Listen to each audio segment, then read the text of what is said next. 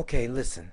Before we get into bearish pivot reversals and bearish swing bar, I want to finish up talking about the bullish pivot reversal because there was something that I forgot to mention.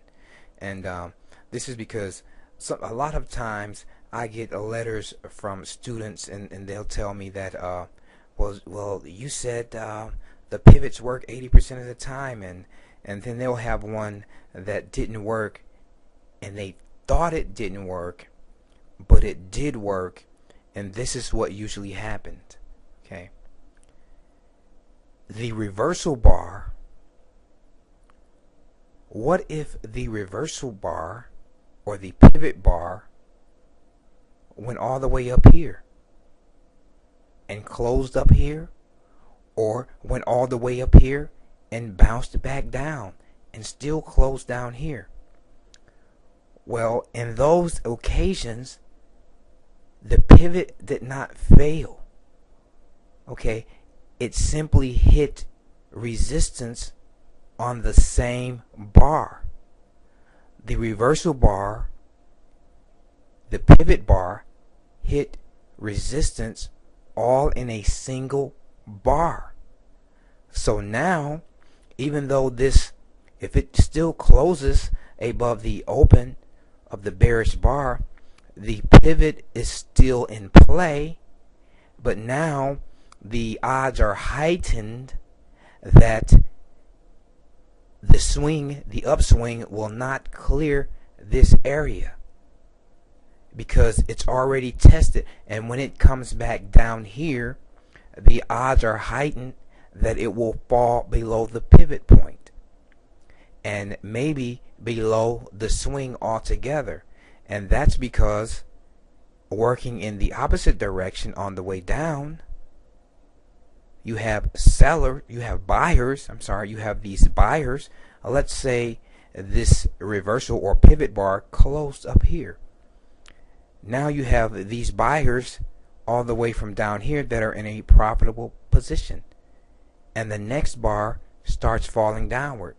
Now they're selling back down, and the momentum may carry it back down here, because all the way down here, all the way to the bottom of this bar, we have buyers who are now sellers, so they could sell it all the way down.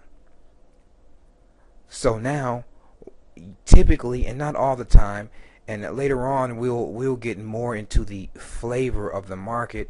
And I know in the book and in my articles I talk about 3-bar, and we don't want to get ahead of ourselves. We're gonna get into 3-bar support and resistance and how it relates to your targets, and it's gonna tie in with what we're talking about now. But at the moment, we're constructing our house of market knowledge brick by brick and section by section, so we don't want to get too far ahead of ourselves. But just remember that if this reversal bar or pivot bar should go up and touch a resistance first, the bounce could possibly take it back down, because of now you have selling momentum going back down. And in most cases, I don't like to trade those pivots, though in rare cases I will. But if I do that, if I go long on the case of a pivot like that, I will only enter here. That way my stop is very, very small, and I have a high risk to reward ratio, because it goes up. If it goes up here, it's a pretty darn good trade in relation to my risk, which would be just the distance of the lower shadow here. And it would depend. If the lower shadow was very long, all bets are off. But we can even get around these things once we start talking about our entries and exits and targets and timing. You're going to see how you will be able to make your stops 10 or 15 pips safely.